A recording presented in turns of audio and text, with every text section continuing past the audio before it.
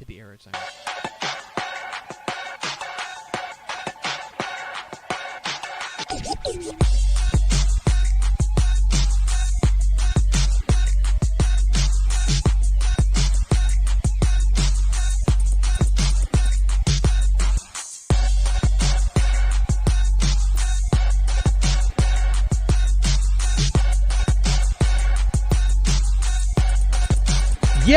Yes, y'all. From the Dave Campbell's Texas Football Mothership here in beautiful Lewisville, Texas, it is Texas Football Today, a show with the internet. My name's Greg Tepper. I'm the managing editor of Dave Campbell's Texas Football Magazine, TexasFootball.com, a corresponding website. Thank you for spending part of your day with us, whether you're watching us live, TexasFootball.com, Facebook, YouTube, Twitch, Twitter, all the places, or you'll listen to us in the podcast, which you can subscribe to on the podcast vendor of your choice. Either way, thank you for doing your part to support your local mediocre internet show, especially mediocre today. I'm feeling very, top-end mediocre. Let's go. I'm sitting over there at the helm today, making us sound good. The Duchess of the Dorks, Ashley Pickle. Hi, friends. Doing her own embroidery. It's a patch. Don't tell people that. Today is Friday, October 20th, 2023, 34 days until Thanksgiving. Happy birthday to Snoop Dogg. Oh, nice. That's my mom's favorite. Snoop Dogg. Trish loves her some Snoop. You want to talk about a career renaissance. The best. A guy who, has a brand and he sticks to it. A guy who was a gangster rapper, one of the OGs of gangster rap, and now is just like America's sweetheart? Yeah. Cooking shows, National Geographic, animal commentary, legend. Shocking. Also, happy birthday to John Krasinski. Nice. It's episode 1676. On today's show, folks, Craven Bets, our financial advice segment, wherein Mike Craven, our college football insider, gives you a little bit of advice on what his favorite plays are this weekend in the Texas college football world. Then it's Helpful Honda Mailback Friday. You sent in your questions. We will answer them coming up here at the back half of the program if you stay tuned with us. Speaking of staying tuned, to our channels. Tonight, Dave Campbell's Texas Football Tonight. Let's go. 7:30 p.m. On YouTube and Texan Live for sure. You guys are thinking Twitter. I gotta figure out. You know me and Zuck. We gotta keep the metaverse is getting you. I gotta keep fighting in the meta. But I will not give up. I have not, and I shall not. So at the very least, YouTube, Twitter, and TexanLive.com. If I can destroy Zuckerberg. Live whip-around coverage of Texas high school football for your health. The biggest games across the state of Texas. So make sure you tune into that live for free everywhere. We're also going to try on Facebook. We're trying, but no promises because Zuckerberg. That's right. Why I oughta. Anyway, so make sure you tune into that tonight. All right, Pickle. It's time to make money. To make a little bit of money. I could use a couple extra. I'm never going to turn down the opportunity to make some money. And here is our financial advisor, Mike Craven, in our segment, Craven Bets.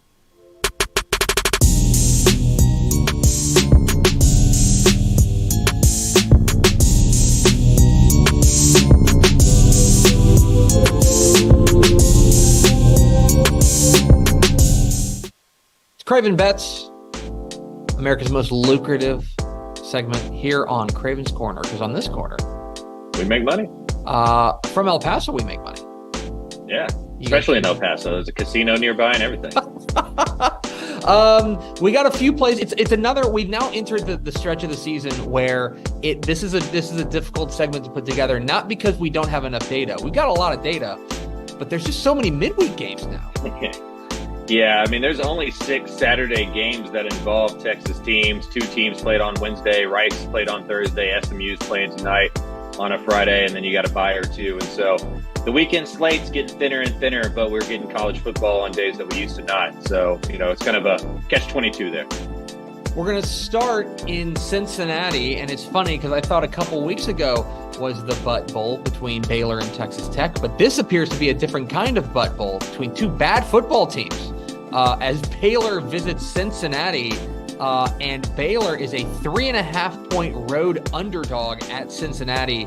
And you do not trust the Bear. I think this is more saying you do not trust the Bearcats. You like Baylor plus 3.5. This one may be betting with my heart a little bit. Like Baylor's 2-4. This is the battle for the cellar in the Big 12. They had a bye week. They've read everything online. They've heard the talk. I'm sure their dads, their moms, their girlfriends, their friends are in their ears about how bad this is looking in Waco. It feels like this is the last stand, right? Like if Baylor is going to play a good game this football season, it's going to be this one. Blake Shapen's been pretty good when he's been healthy. Having some extra days should help the offense figure out who they are and what they want to do.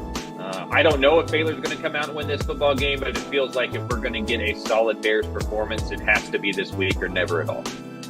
Baylor is, under Dave Aranda, pretty good as an away underdog. They're 7-3-2 under Aranda as an away underdog.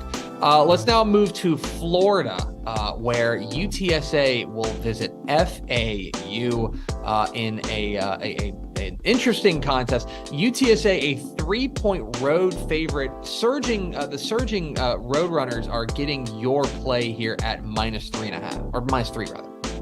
Yeah, I think that non-conference schedule, not having Frank, losing a few games, starting 1-3, even the defense not playing well in that win against Temple, has kind of like lightened the dim on the Roadrunners, so they're not getting as much as respect gambling-wise as they should through the models and stuff because of how bad they were the first month of the year.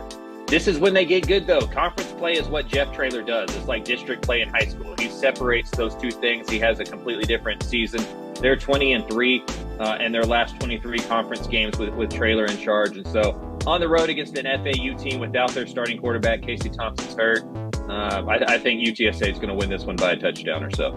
FIU has not been good as a home favorite, just 6-8-1 since 2020.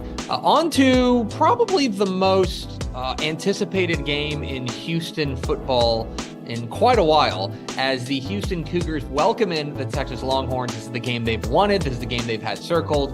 This is the game where they are 23.5-point underdogs now because these two programs have gone different ways. And despite it being one of the biggest games, probably the biggest game ever at TDECU Stadium, you like Texas -23.5. Be careful what you wish for. This one's going to be pain. What Texas does well, Houston can't stop. But Houston can't stop the run. They gave up, nearly 400 yards of passing to West Virginia in that Hail Mary win.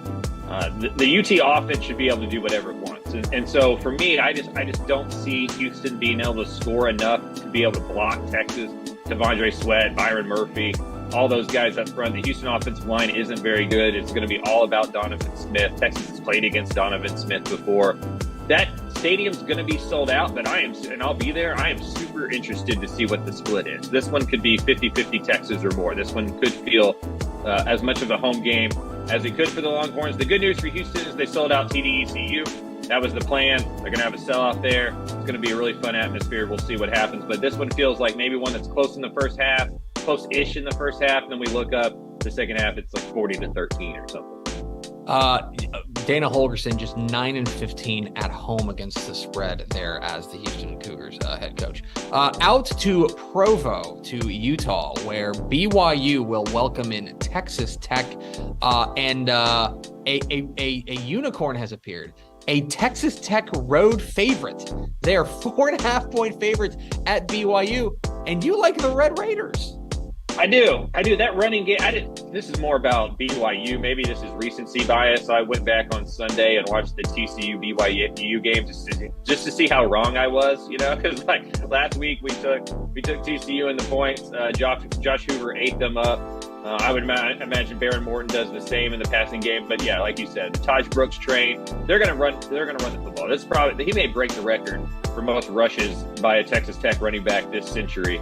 As Zach Kitley and Joey McGuire do it, I think that they should. And that's just hand them the ball, get Cameron Valdez involved. Let that offensive line so much better going forward than they are in pass pro. Just let them go forward. Let them do what they're supposed to do. The defense should be fine against BYU. Giving the Red Raiders, this is another one, kind of like Baylor, where they need this one. Their back is up against the wall. If they want to get to 6, 7, 8 wins, they're going to have to win football games like this. I mentioned it's a unicorn. In the last 10 years, it's just the 14th time Tech is a road favorite. It doesn't happen. So cherish it, relish it. Finally, let's go to Kansas State, to Manhattan, as the Kansas State Wildcats welcome in TCU. Kansas State's a 7-point road underdog, but you're going to take the Frogs and the points. Yeah, I'm taking the Frogs and the points. I was really impressed with what Josh Hoover did yesterday. We're in an interesting situation here where Sonny Dykes may have not known who the best quarterback was on his roster 2 years in a row. Last year, Chandler Morris gets injured. Max Duggan comes in and becomes the Heisman Trophy finalist.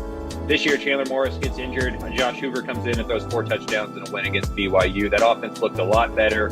That's going to help the running game and Amani Bailey. It helps the offensive line. The defense has been pretty solid this year. They played that Colorado game, and they've been pretty good. I mean, at least on par with what they were last year. So if they can be more explosive in the passing game like they were last year to provide balance to that running game, I don't know if TCU wins this football game. Kansas State also had a backup quarterback in last week that looked really good, a true freshman who's a 4-star, former Mr. Kansas there.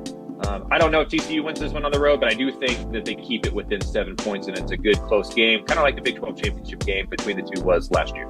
If you want to, we are fair and balanced here on Craven Bet, so if you want to fade Craven, the reason to do it would be that under Chris Kleiman, Kansas State is 19-8-2 against the spread as a favorite. They are very really good when they're favorites. He's a good coach. He knows what he's doing. He's for my money, the best football coach in the Big 12. I think you may be right.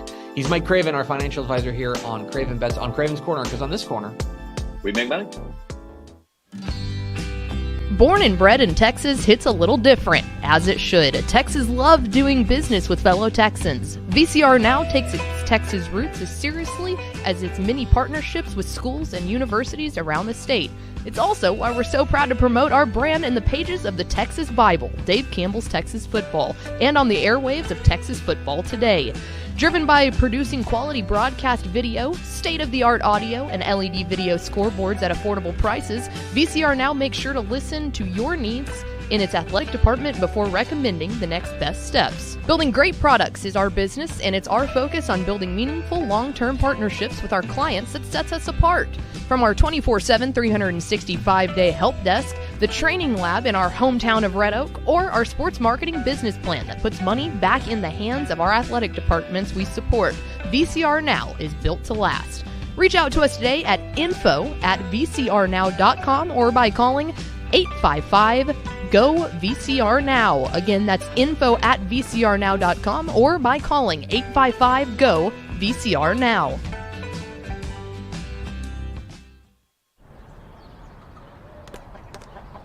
I feel like bustin' loose, bustin' loose, come on. Get on up. Oh yeah, get on up. Bustin' loose when you wanna sing. Bustin' loose, baby, do your thing. Talking about bustin' loose, yeah. Hi, I'm Jennifer Potter, Executive Director of Be Well Texas. Too many people are struggling alone these days, and alcohol and drug deaths are increasing. We started Be Well Texas to offer high-quality, science-based addiction treatment and recovery services anywhere, even at home. We provide compassionate, caring support, virtually or in person. In many cases, there is no cost for treatment if you don't have insurance. Really. Welcome to Be Well Texas. We're glad you're here. All right, Pickle. It's time for Helpful Honda Mailbag Friday. The North Texas Honda dealers want to help you score on award-winning Hondas like the rugged and reliable 2023 Honda Ridgeline. Visit your North Texas Honda dealers today or visit ntxhondadealers.com to learn. So, of course, all off the top of the cuff. Wow. Because I don't have my laptop with a read on it. That was pretty good. That was pretty good. Thank you. It's a rugged and reliable. I mean, who could forget, honestly, Correct. the rugged and reliable Honda Ridgeline? If you don't have the Honda read lodged into the back of your dome, you're doing what? Right up there. Right up there. So we ask you every Wednesday for questions for Helpful Honda Mailbag, and this is the time when we answer those questions for Helpful Honda Mailbag.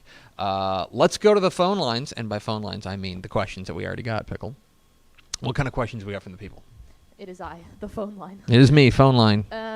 What under the radar district race are you watching closely? It's an excellent question. Okay.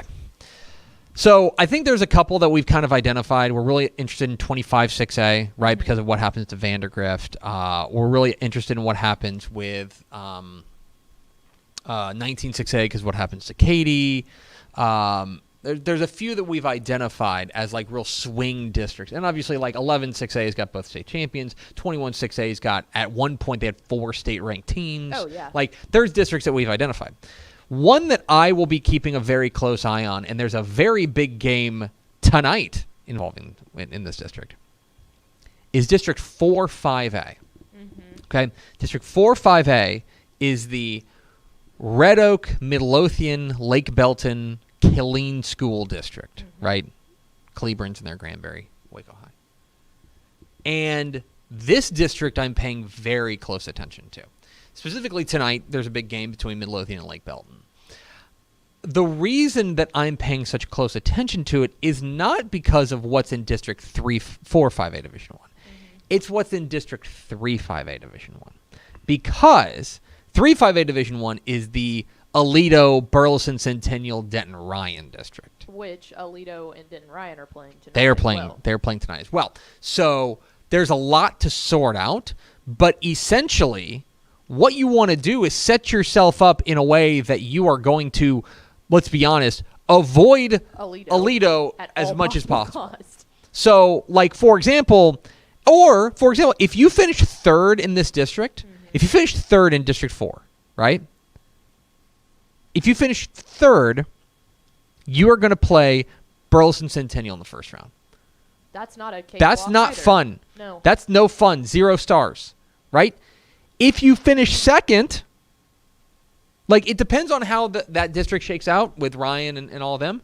But, like, if you finish second in that district, you could see Denton Ryan. You could see Justin Northwest, right? You need to finish as high as possible in this district. Yeah. Like, essentially, I would say that you want to win the district, obviously. Yeah. I think that this is a district where the implications are massive for what your playoff path looks like to avoid Aledo until as late as possible. Because theoretically, if you really want to get into it, the sweet spot might be, this is going to sound crazy, but might be to finish third. Okay? Because then you wouldn't see Aledo by our projections. If you can get past Centennial, not easy, but our projections would show you wouldn't see Aledo until a regional final.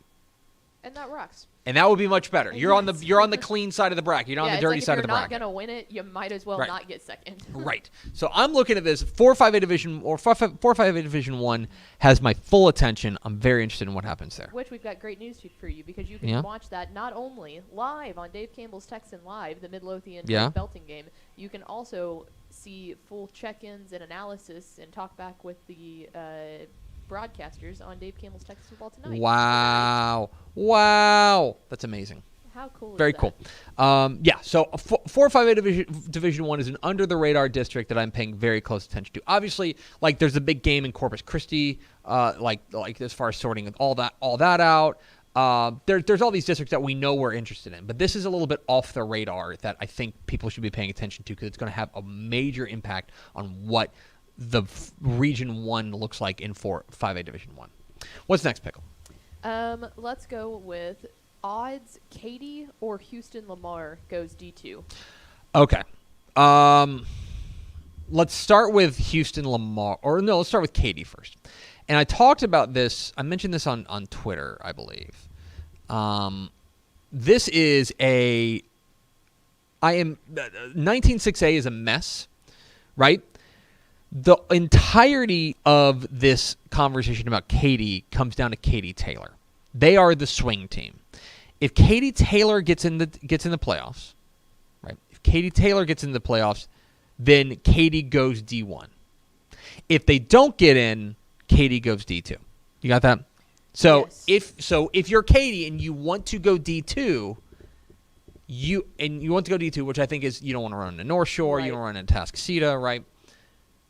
If you're Katy, you want to go D2, you are rooting against Katy Taylor. You want Katy Taylor to miss the playoffs.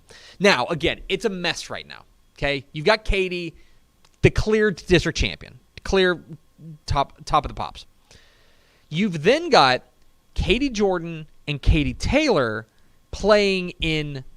They are both 4-1 in district, and playing this week. Okay, that is a massive, massive game between Katy Jordan and Katy Taylor. That will go a long way towards determining it. If you're Katy, you're hoping that that Jordan won that game, because you want Jordan to get in and not and you want Taylor to keep falling. Assume Jordan's going to get in. Now, both those teams are smaller than Katy, so they would push them up to D1, but you only want one of them to get to win it. And in my opinion, Jordan's better than Taylor, and the Jordan or the Taylor schedule down the stretch would be more difficult. For example, they still play Katy, right? So, if you are, I would say right now, I would put Katy as a lean D2. A lean to probably D2 was what I would say. So I would say it's probably a 30% chance they go D1. Okay. The other one is Houston-Lamar. Now, Houston-Lamar is in an interesting situation. They're the clear best team in 18-6A. Not close. Yes. Right? Houston Heights is probably the second best team in that district, and they're smaller than them. Right? So a lot of this depends on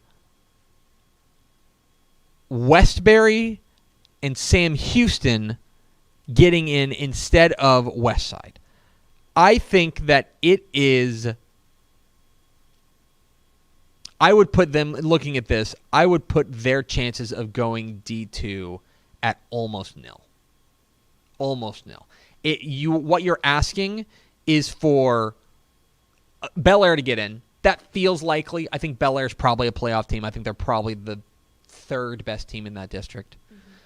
You need Bel Air to get in, and then you need, Westside to get in. And Westside's 1-7. And more importantly, 1-3 in district, and I want to say their only win in district play is over Chavez. Is that right? Yeah, over Chavez. So yeah, Lamar's going D1. That's not really up for debate. It would take a massive upheaval to get Westbury into to get Westside into the playoffs, and I just don't think going to happen. So Katy probably D2, Lamar almost certainly D1. That's where we're at. So, all right. We got one last one? Yeah, if you had to wear a Texas high school mascot costume to and at work every day for a month, what mascot would you choose? There's a strategic play here. Mm-hmm. One, if I just had to think of one of the best just mascot, full-on costumes that I've seen, or mascot uniform, whatever you want to call it, the post antelope might be one of the cutest little, it just makes me happy. Mm-hmm. But the actual play here that I think is you want to find a mascot that you do not have to wear a head on it. There are certain mascots that you actually see the face of the human. That would be it, because I don't think I could wear a mask that I'm having to look through eyeballs or the mouth of something for a month. It would be impossible to do my work. But if I just had to put on an outfit and you could see my face, that would be it. So I'm of two thoughts here. Okay, because I think you're right. So if you're looking for the one that I would come to work in, the Highland Park Scott. Yes. Right? I'll wear a kilt. Yeah. I can, I've worn a kilt before. Mm-hmm. I can do that. I can wear that for a month. That's fine. I have. That's not a big deal. And right. You can get all your work done. You'll just look kind of funny sitting at your desk. That's fine. But also, people couldn't make fun of you because you might just be, Irish, If I had to, though, pick an actual mascot. Yeah. Oh. The Lamesa Golden Tornado. Yeah, that rocks. Look at that thing. That's fantastic. You think anybody's going to come up here and ask me about deadlines? You already kind of look like that on if I'm wearing that? Yeah. That's it. Oh, I gotta get angrier. Yeah, the eyebrows got to go up. Yeah, there we go. Mm-hmm. Yeah, that's pretty good. Yeah, we're cutting that. Yeah, that would be... Like, that would be a terrifying mascot that, again, I want to send a message to this office. Be like, I'm not here to be messed with. You know what I mean? Anyway, that's what I'll do the Lamesa Golden Tornado. That's a Look at good that one. thing. Yeah, Look at that the post antelope always just made me super happy. And here's another thing. That feels like a big enough, like, mesh that I feel like I would have decent vision out of it. Yeah. You know what I mean? There are others where it's like real tight. Mm-hmm. This one feels like you've got a little bit of. Have you ever vision. been in a mascot suit? Yes, I have. It's difficult. When in college, I dressed up as a blood drop for a fraternity blood drive. Nice. I was Scrappy. I know you were at one event. Yeah. And you realize that when you go to take pictures with a kid, you smile, and then you're like, Why am I doing I this? smiling? Why am I doing this? Exactly. You're exerting more effort than it needs. Anyway, shout out to the Lamesa Golden Tornadoes. That rocks. That's going to do it for us. Thanks for being spending a little bit of your day with us and being Dave Campbell's Texas Football subscriber if you are. And if you're not, well, what's the problem? Go to texasfootball.com/subscribe. Remember, Texas Football tonight, 7:30 p.m. On YouTube, Facebook, hopefully, Twitter, and TexanLive.com. Live free everywhere. One last thing to do today, Pickle, and that is to find out the Week 8 Mr. Texas Football Player of the Week. Dave Campbell's Texas Football, in conjunction with the TaxAct Texas Bowl, is proud to present the Mr. Texas Football Player of the Week award to the most deserving high schooler in the state of Texas. Each Monday, TexasFootball.com announces 10 candidates for that week's award based on the previous week's on-field performance. Fans then decide the winner by voting on TexasFootball.com. Congratulations to this week's winner of the Mr. Texas Football Player of the Week award. For more information, visit TexasFootball.com.